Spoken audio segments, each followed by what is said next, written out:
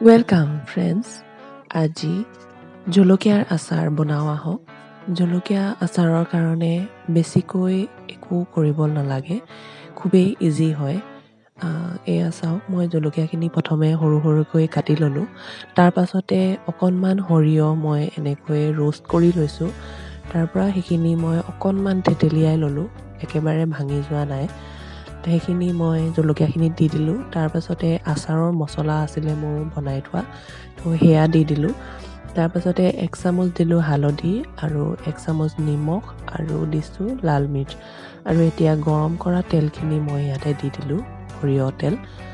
এতিয়া এইখিনি ঠাণ্ডা হোৱাৰ পাছত এয়া মই বটলত ভৰাই দিছোঁ আৰু এনেকৈ এসপ্তাহমান আপোনালোকে ৰ'দত দি দিব আৰু মোৰ আচাৰ ৰেডি হৈ গ'ল। ভিডিঅ'টো যদি আপোনালোকে ভাল পালে তেনেহ'লে প্লিজ লাইক, শ্বেয়াৰ আৰু ছাবস্ক্ৰাইব কৰিব আৰু বনায়ো খাই চাব। Thank U.